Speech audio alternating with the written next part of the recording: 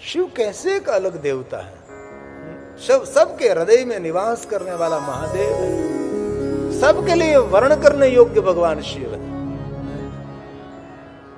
वनवासी से लेकर राजमहल में रहने वाला राजा सब भगवान शिव के चरण में। अब इतना तो कभी कल्पना करें, कोई अवतार नहीं हुआ था तब किसकी पूजा हो रही थी, कोई अवतार परंपरा मेरे पास नहीं थी तब शिव थे। कोई मूर्तियों की हमने कल्पना नहीं की थी, कौन थे, भगवान शिव थे। बाद में मूर्ति कल्पना हुई, अवतार की कल्पना हुई, अवतार के नाम पर संप्रदायों की स्थापना हुई, संप्रदाय की विचारधारा, संप्रदाय के धर्म गुरु कोई नहीं थे। एक समय कौन थे, शिव थे। सभी पशुओं का ईश्वर था, इसलिए पशु नाम पति पापनाशम, पशु का अर्थ है जीव, सभी जीव मात्र का ईश्वर भगवान शिव है। इसीलिए शिवालय में देखो नंदी महाराज कूर्म है, सर्प है, मूषक है, मयूर है, सिंह है, नंदी है, दूत भूत देव सब शिवालय में। शिव सर्व में व्यापक है, यत्र तत्र सर्वत्र भगवान शिव है। पशुनाम पति, पशुओं का पति है। पशुनाम पति पाप नाशम परेशम गजेन्द्रस्य कृति वसानं वरेण्यं जटाजूट मध्ये जटा पर बहती हुई गंगा, महादेव मैं आपको ही प्रणाम करता हूँ। महादेव में और किसी को नहीं, एक महादेव को स्मरामि स्मरामि महादेव में स्मरामि स्मरामि। इसलिए बहुत दिल से कहता हूँ, संसार चलता रहेगा, जीवन चलता रहेगा, जीवन की धारा बंद हो जाएगी, संसार अविरत चलता रहेगा। जीवन के 100 काम नहीं, हजारों नहीं, करोड़ों करोड़ों काम को छोड़कर सुबह में ब्रह्म मुहूर्त में प्रातःकाल भगवान शिव को याद करना चाहिए। भले आपके सुबह में समय नहीं तो शाम के समय सोने से पहले महादेव का स्मरण करें। महादेव आपके साथ हैं तो आपके जीवन में कोई अड़चन नहीं रहेगी, कोई रुकावट नहीं रहेगी। शिव एक ऐसे देवता है, सभी जीवन के द्वार खोलने वाला देवता है, शत्रुओं को जड़मूल में से दूर करने वाला शिव है। इसलिए तो महादेव त्रिशूल रखते हैं, डमरू इसीलिए रखते अपने भक्तों को मैं आनंद देने वाला हूं। चिदानंद रूपम शिवोहम शिवोहम। शिव क्या देता है, शिव आनंद देता है। शिव क्या देता है, शिव भक्तों की रक्षा करता है, यही शिव है। हमारे बच्चों को भी कुछ सिखाया जाए कि बेटा सुबह में थोड़ा जल्दी उठकर स्नान करके बाल में भस्म की बिंदी करो, बेटा रुद्राक्ष पहनो और ओम नमः शिवाय मंत्र का जाप करो बेटा। लेकिन आजकल के माता पिता अपने बच्चों को स्मार्ट बनाने के लिए स्मार्ट मोबाइल देते हैं, इसका कोई विरोध नहीं, देना चाहिए। लेकिन सही अर्थ में आपके बच्चों को स्मार्ट बनाना चाहते हैं तो स्मार्ट मोबाइल के साथ एक रुद्राक्ष की माला भी देनी चाहिए कि बेटा कम से कम एक माला कर। बचपन से जो आदत पड़ जाएगी तो बड़ा होकर एक नहीं, 2 नहीं, 3, मेरी माँ ने मुझे सिखाया है, मेरे पिताजी ने मुझे कहा है, अभी रत उसके जीवन में ये भक्ति रहेगी और उस जीवन की सबसे बड़ी याद रहेगी। ये मेरी माँ ने मुझे सिखाया, ये मुझे मेरे दादा ने सिखाया, मेरे दादी ने सिखाया, मेरे नाने ने सिखाया, मेरे नाना ने सिखाया है। लेकिन बहुत कम माता पिता ऐसे हैं, बहुत कम दादा दादी ऐसे हैं अपने बच्चों को आध्यात्मिक तरफ प्रेरित करें, क्योंकि आध्यात्मिक शक्ति एक हजारों बॉम्ब के विस्फोट से भी ज्यादा शक्तिशाली है। जिनके पास आध्यात्मिक पावर नहीं होता, व्यक्ति कभी हताश हो सकता है, कभी निराश हो सकता है, कभी तनावग्रस्त हो सकता है। किसी ने अपमान कर दिया तो हताश हो जाएगा, किसी ने 2 शब्द गंदे बोल दिए तो निराश हो जाएगा और आक्रोश से भर जाएगा, उग्रता से भर जाएगा। जिनमें आध्यात्मिक ना है वो सब प्रहार सहन कर सकते हैं। किसी ने कुछ बोल दिया तो उसको कुछ भी लेना देना नहीं, क्योंकि वो आध्यात्मिक व्यक्ति है। आध्यात्मिकता क्या है, तिलक करना, माला पहनना, वो तो एक यूनिफॉर्म है हमारा। आध्यात्मिकता वो है अपने स्व की पूरी समझ, आपका स्वयं का पूरा ज्ञान, उसको आध्यात्मिकता कही है। समाज तो सारे प्रहार करते ही रहेंगे, प्रहार झेलने की शक्ति उसको आध्यात्मिकता कही है। आपके बच्चे के पास कितना ही एजुकेशन हो, कितना ही पढ़ा लिखा ऑफिसर प्रोफेसर हो, आईपीएस ऑफिसर कितने बड़े हो, लेकिन आत्महत्या कर सकता है वो। लेकिन कम पढ़ा हुआ है लेकिन आध्यात्मिक है, एक कभी गलत विचार नहीं कर। और जीवन में सबसे बड़ा पाप एक है जो आत्महत्या करता है। थोड़ा दुख पड़ा, थोड़ी गलती हो गई, आत्महत्या कर लेते हैं। उनको भगवान कभी माफ नहीं करते। हमारे शास्त्रों में तो वहां तक कहा, कुछ जीवन में गलती हो गए, कुछ किसी ने कुछ कर दिया और आत्महत्या करने का विचार जो कर रहा है उसको 100 गायों की हत्या का पाप लगता है। 100 गायों को मारने का पाप सिर्फ आत्महत्या करना की विचार करने मात्र से। बहुत लोग होते हैं छोटी छोटी बातों में निर्णय लेते, चलो मैं आत्महत्या कर लूंगा, मैं मर जाऊंगा। कभी नहीं। भगवान ने जीवन जीने के लिए दिया है और जीवन में खुशी मनाने के लिए दिया है, जीवन को प्रकाश देने के लिए जीवन दिया है। और कुछ आनंद नहीं मनाया ना तो भगवान आपको डांटेगा कि मैंने इतना सुंदर जीवन दिया, आपके लिए कितनी सुंदर मैंने पृथ्वी निर्माण की, वहां मैंने आपको भेजा और तूने कुछ आनंद और सुख नहीं माना। कभी कभी सब कुछ छोड़कर अपने जीवन को आनंद मनाना चाहिए। किसने मान किया, किसने अपमान किया और क्या सोचेगा उनका विचार है, हमारे क्या लेना। हम निकले फकीरी की तरह। अपने बच्चों को परमात्मा की श्रद्धा हृदय में भर दीजिए। आप श्रद्धावान कभी निराश नहीं होगा। परमात्मा पर जिनको विश्वास है उनका श्वास कभी रुकेगा नहीं। लेकिन बहुत कम माता पिता हैं अपने बच्चों को भगवान की ओर प्रेरित करते हैं, आध्यात्मिकता को और प्रेरित करते हैं। मैं पहले दिन से देखता हूं, हमारा आरव नियमित कथा श्रवण करते हैं। हमारा छोटा तो कभी कभी छोटा है इसीलिए सो भी जाता है, लेकिन ये बैठता है। पहले दिन से आज तक मेरे आसपास इर्द गिर्द घूमते रहते हैं। उसका पूर्व जन्म का कोई पुण्य होगा, कोई न कोई उसका पुण्य उदय हुआ। और इतनी कम उम्र में कितने सारे प्रमाण पत्र, कितने सारे मेडलिस्ट उसने ग्रहण किए, मेडल ग्रहण किए। इतना स्मार्ट है। क्योंकि आजकल का बच्चा एडवांस बुद्धि लेकर आते हैं। बुद्धि की क्षमता बढ़ी, बुद्धि की वृद्धि हुई, लेकिन बुद्धि की शुद्धि हम लोग कर सकते हैं। इसीलिए अपने बच्चों का भविष्य उज्जवल बनाना चाहते हैं तो अपने बच्चों को भगवान शिव की भक्ति का दान करिए। आरो और वंश दोनों महादेव के भक्त हैं, दोनों इतने आध्यात्मिक हैं। ये परिणाम उसके माता पिता का है। जागरूक रहते माँ, जागरूक रहता पिता, जागरूक रहते परिवार, ये वंश आरव दोनों।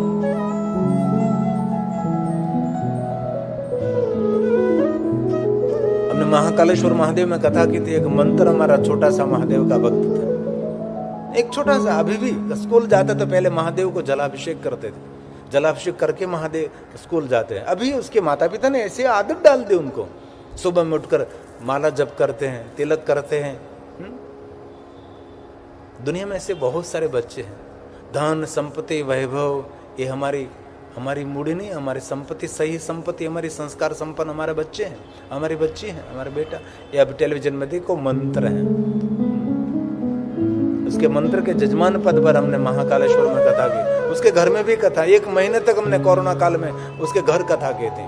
क्योंकि कोरोना काल में जाहिर कोई कथा नहीं हो रही थी, तो बहुत अलग अलग स्थान पर हम कथा करते रहते थे। 1 महीने तक पूरे कोरोना काल हमने कथा की। और आज मध्य प्रदेश एक परिवार आया था, बहुत सारे मिलकर आए थे लोग। वही कहते थे कि कोरोना काल में कथा सुनकर तब से निर्णय लिया था कि मेरे गांव में एक बार शिव महापुराण कथा का आयोजन। बहुत लोग मिलकर आए थे आज, कथा सुनकर प्रेरित हुए कि हम भी कुछ करना चाहते हैं। और जिनको शिव भक्ति मिल गई ना, समझ लेना चाहिए उसको कुछ भी बाकी नहीं रहा। महादेव की भक्ति मिल गई दुनिया का वैभव मिल गया, दुनिया का सब कुछ उनको मिल गया। हे महादेव, इसलिए बच्चे का भविष्य उज्जवल बनाना चाहते हैं तो अपने बच्चे को महादेव की भक्ति का दान करिए।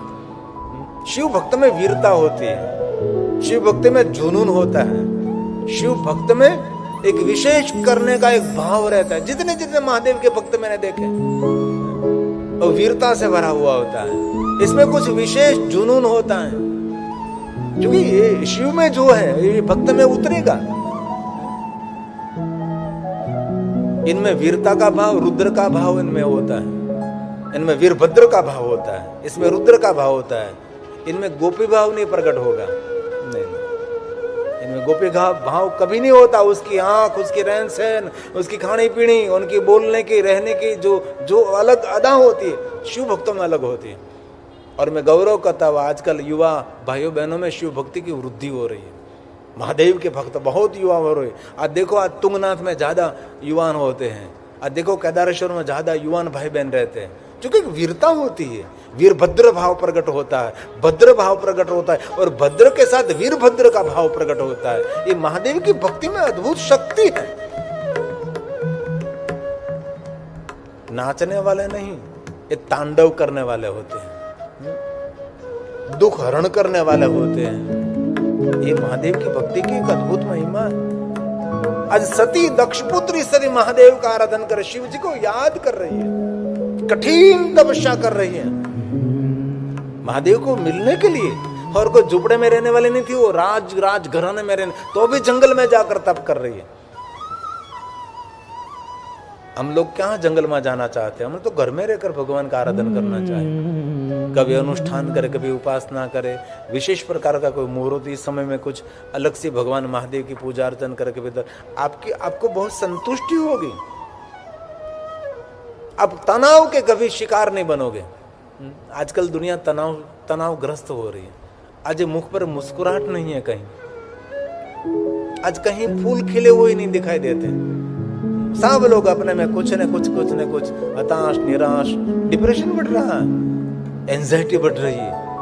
आपको पता नहीं इस देश के अंदर शरीर की दवा कम बिकती है, ज्यादातर मानसिक दवा बिकती है। उनकी दवा की वृद्धि हो रही, मानसिक बीमार हो रहे लोग, पीड़ित हो रहे। क्यों? आध्यात्मिकता नहीं।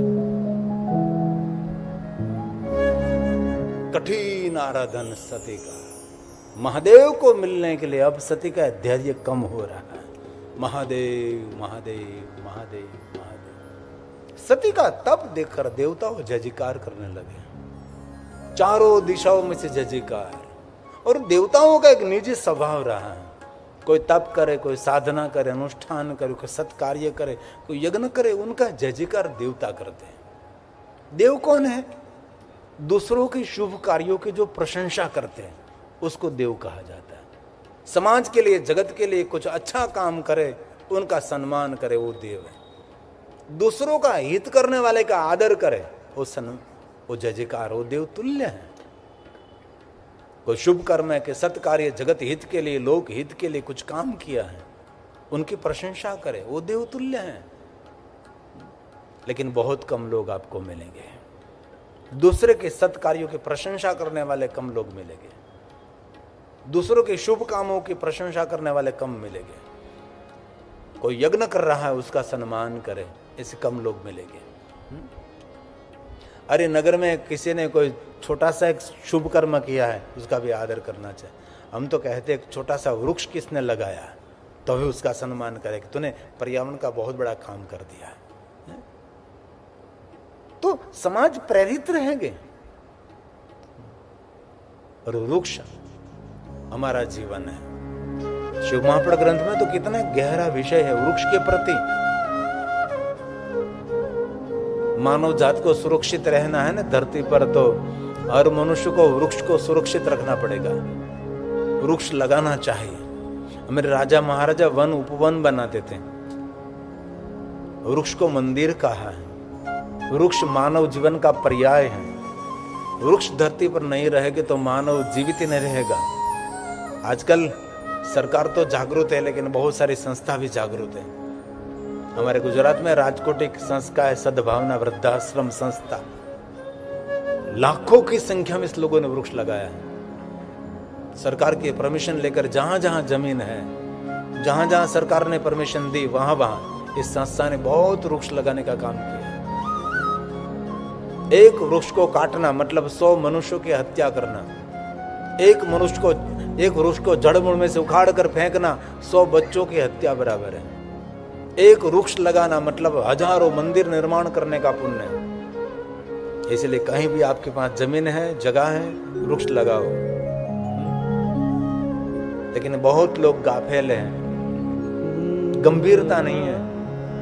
आजकल पर्यावरण बिगड़ रहा, हम सभी जानते हैं। सभी शिवपुराण ग्रंथ में ऐसी एक एक बात कही है। आजकल लोग प्लास्टिक जलाते हैं। जीवन जीने के लिए शुद्ध पानी चाहिए, शुद्ध अन्न चाहिए, उससे पहले शुद्ध हवा भी चाहिए। जहां तहां कचरा जलाते हैं, जहां तहां धुआं खड़ा कर देते हैं। और घर में कभी अगरबत्ती नहीं जलानी चाहिए। अगरबत्ती बहुत बड़ा खतरा है स्वास्थ्य के लिए। वांस जलाना, ये सुगंधी, ये सब नुकसान करता है। सेंट भी कम उपयोग करें, अत्तर का भी कम उपयोग करें। अगरबत्ती बहुत बड़ा खतरा। धुआं, कोई भी धुआं आपके फेफड़े को डैमेज करता है।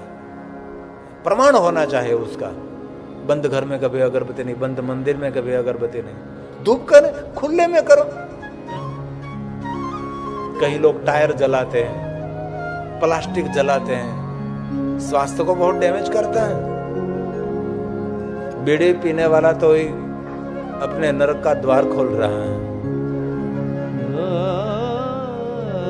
बीड़ी, तंबाकू, गुटखा, मादक द्रव्य मनुष्य का बहुत बड़ा खतरा है। पता है उसको भी ये नुकसान कर रहा है। आज तंबाकू बीड़ी का कोई पैकेट लेते, इस पर कितना गंदे चित्र हो तो भी वो पी रहा है। जीवन पर कोई आदर नहीं, जीवन पर कोई उसका वो नहीं। इसलिए व्यसन मुक्ति के काम बहुत सारी संस्था करते हैं। कोई भी जगत हित के लिए कोई काम करे, उसका जय जयकार करना चाहिए। मैं तो शिखर में पहली बार आया हूं, मैंने तो देखा भी नहीं था शिखर। एक पारिवारिक कथा में भगवान महादेव के कथा गा रहा हूं। इतना बड़ा शिखर है, एकदम छोटे रूप में, सिर्फ परिवार की खुशी के लिए मैं आया हूं। और विशेष करते हमारी मातोश्री, हमारे शंकुतला माता जी के भाव के प्रेम से हम कथा का यहाँ गायन करते हैं। उनका भाव दिखा, उनका प्रेम दिखा, उनका आदर देखा। बहुत सद्गुणी हैं, बहुत सत्संगी हैं। जब से मैं गुजराती कथा करता तब से वो टेलीविजन के माध्यम से हमारी गुजराती कथा सुनते रहे। तो तीनों पुत्री के देख, माँ तू ये भाषा तो समझती नहीं तुझे, क्योंकि मुझे बहुत अच्छा लगता है। बस घर में कथा गूंजती रहे, बहुत अच्छा लगता है। ये शिव महापर्ण हो रहा है, मेरे घर में हो रहा है। तीनों बेटियों को कहा था मुझे कभी भी शिव कथा का आयोजन करना है। और वहां तक कहा कि मैं जीते जी न कर सके तो मैं इस दरा को छोड़कर चली जाऊंगी, तब मेरी याद में भी शिव कथा करना। लेकिन पुत्री पुत्र से महान होती है। तीनों पुत्रियों ने कहा नहीं माँ, तेरी उपस्थिति में भगवान की कथा होगी। और मैं आज जयपुर आ गया खाटोवाला परिवार के माध्यम से। और ये परिवार मुझे जयपुर मिलने के लिए आए। और हमने पहले सोचा कि क्या करेंगे, लेकिन ये शंकुतला माता जी का भाव इतना भाव, गहरा भाव था। हमने कह दिया माता जी कोई भी, बस भगवान की कथा करेंगे। और छठा दिन भी कथा का आ गया। और बहुत आदर के साथ हमारा शंकुतला माता कथा सुन रहे हैं। कितने संख्या में श्रोता है इसकी गणना नहीं होती। कथा सुनने वाला कितना भाव और भक्ति से कथा सुन रहा है। कथा एक अनुष्ठान है, कथा एक उपासना है। हम तो बहुत सारी बात हम कथा में कहते हैं कि एक बार 9 दिन की कथा सुनो, अनुष्ठान की तरह व्रत रखकर जीवन में कुछ न कुछ बदलाव होने वाला है। कथा जीवन को अपडेट करती है। कथा जीवन का थाक भी उतार देती है। कथा सुनकर हम क्या करते हैं? हम शांत हो जाते हैं। कथा सुनकर क्या होते हैं? मौन हो जाते हैं। घर वालों को पता लगने लग जाएगा ये क्यों मौन हो गया, ये क्यों शांत हो गया, उछल कूद उसकी कहाँ गए, चली गई। नंबर हो जाता है, विनम्र हो जाता है। उसके खाने पीने में सुधार आने लगता है, रहन सहन, व्यवहार, आहार में सुधार आने वाला। एक कथा है। कथा के बिना किसी का उद्धार नहीं है। एक बात याद रखना, भले छोटे रूप में बड़े रूप में, सत्संग जीवन में होना ही चाहिए। बिनु सत्संग विवेक न होई, राम कृपा बिनु सुलभ न सोई। कोई ईश्वर की कृपा है तो ये सत्संग मिला, मेरा भी कोई पुण्य होगा इसलिए मैं कथा गा रहा हूं, आपका कोई पुण्य होगा तब आप कथा सुन रहे हैं। तो घर परिवार को छोड़कर यहां तक पहुंचना, कथा सुनना, ये जयपुर से हमारे संतोष जी पधार गए, ये तो हमारे बहुत पुराने कथा प्रेमी है, कभी मैंने उसको बोलते हुए नहीं देखा। हमारे जगदीश भाई खाटूवाला परिवार बहुत सारे ज्योतिर्लिंगों में बहुत बड़े रूप में कथा के, इन परिवार का अंश है वो। इसीलिए सत्संग करना, अपने बच्चों को भी सत्संग, अच्छी बात है का संग, अच्छे पुस्तकों का वांचन, बिनु सत्संग बिनु सत्संग विवेक न होई। सत्संग के बिना किसी का उद्धार नहीं, लेकिन सही अर्थ में सत्संग होना चाहिए। जीवन को अपडेट करने वाला, जीवन को बदलने वाली बात होनी चाहिए, अपडेट करने वाली बात, मोटिवेशन होना चाहिए। परमात्मा श्री राम जय राम जय जय राम। नमः शिवाय नमः शिवाय नमः शिवाय नमः शिवाय नमः शिवाय। हर हर बोले नमः शिवाय। हर हर बोले नमः मंगल भवन मंगलहारी, मंगल भवन अमंगल हारी। मंगल भवन अमंगल हारी। उमा सहित जे जपत पुरारी। उमा सहित जे जपत पुरारी। आइए साथ में गाएंगे। मंगल भवन मंगल भवन अमंगल हारी। मंगल भवन अमंगल हारी। उमा सहित जे जपत पुरारी। उमा सहित जे जपत श्री राम। पुरारी। श्री राम जय राम जय जय राम। श्री राम जय राम जय जय राम। श्री राम जय राम जय जय राम। श्री राम जय राम जय जय राम। सती ने कठिन आराधन, देवताओं ने जय जयकार किया है, और शंकर भगवान कैलाश पहाड़ को छोड़कर जहां सती तप कर रहे थे वहां महादेव पधारे। दूर से देखा, सती का तप दिव्य तप था। जोगने बैठी हुई जोगी को याद कर रही है। दूर से देखा, वहां घरू सिंह दीप हिंसक प्राणी सब सती के आसपास रहने लगे। जहां तप का प्रभाव है ना वहां प्रेम का साम्राज्य रहता है, जहां तप का अभाव है वहां वैर का साम्राज्य रहता है। घर में कोई व्यक्ति तपस्वी है, इन घर में सुख शांति संगठन सब कुछ होता है। जरूर मंदिर जाना चाहिए, लेकिन घर को ही मंदिर बना लेना चाहिए।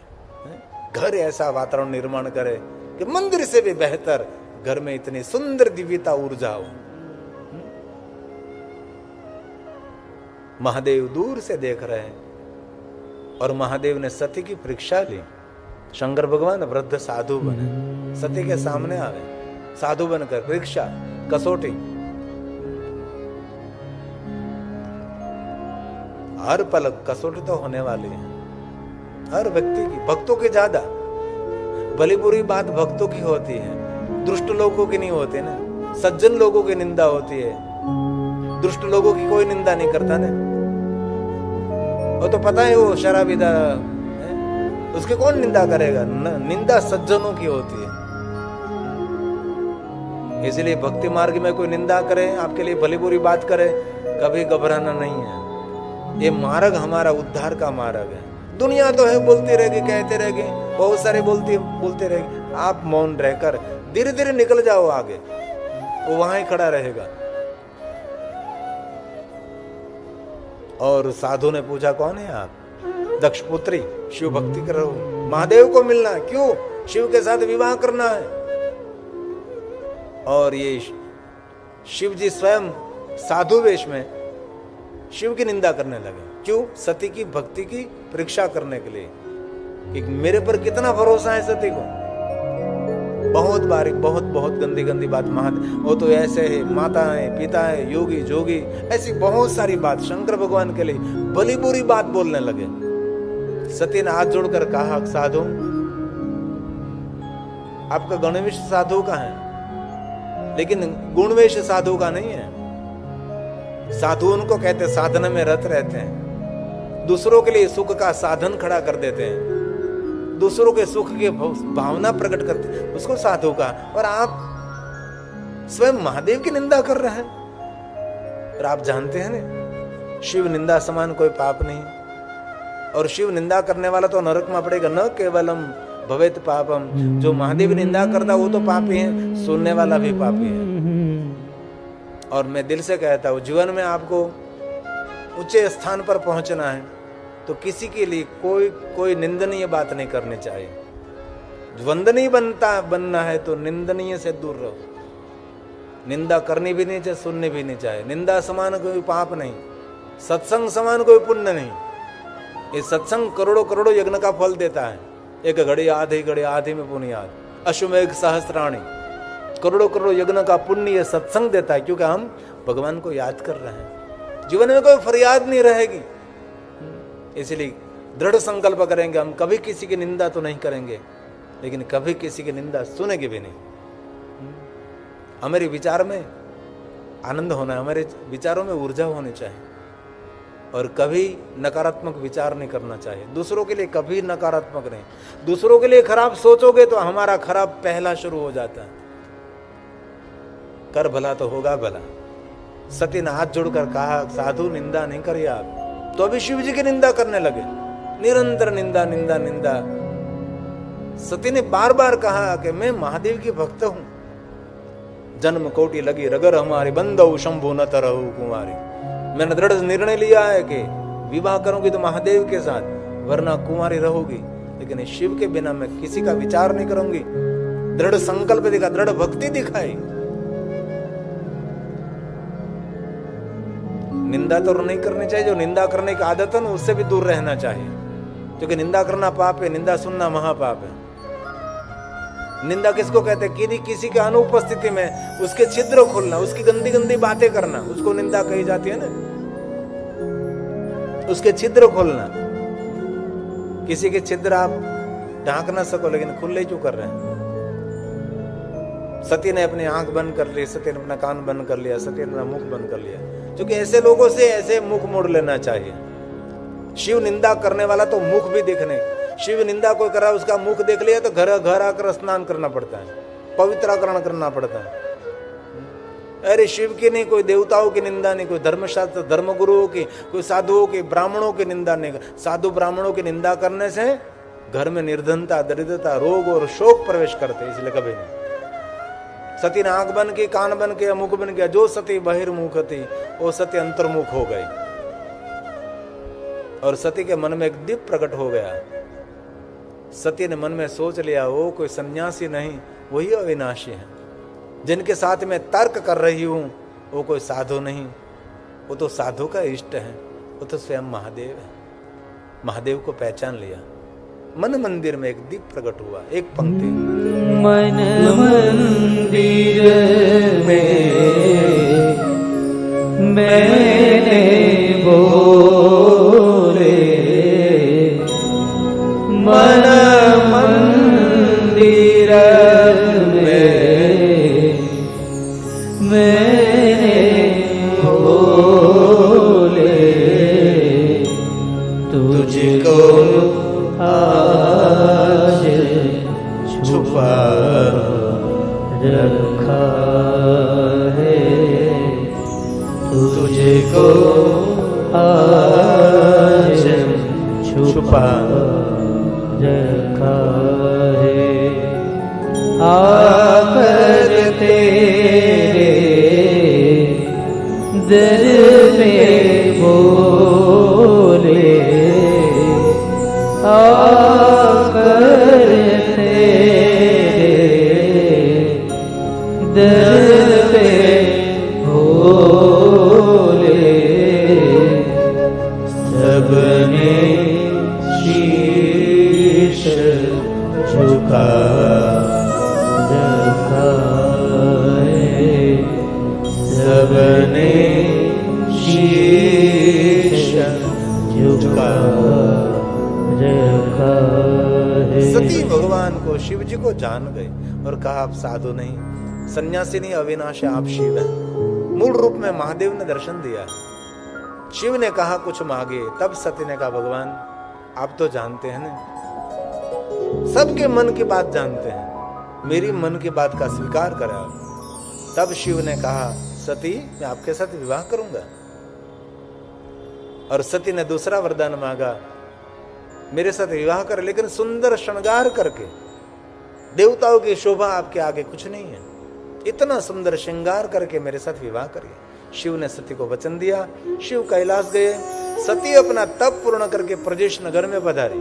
नगरवासियों ने बहुत बड़ा आदर सम्मान पुष्प की वृष्टि की। हमारे राजा की पुत्री तपस्या करके आई है। पूरे नगर में सती का जय जयकार, मूर मूर सब प्रशंसा करने। हमारी राजानी पुत्री जंगल में गई थी तपस्या करने के लिए, भगवान शिव ने उसको दर्शन दिया है।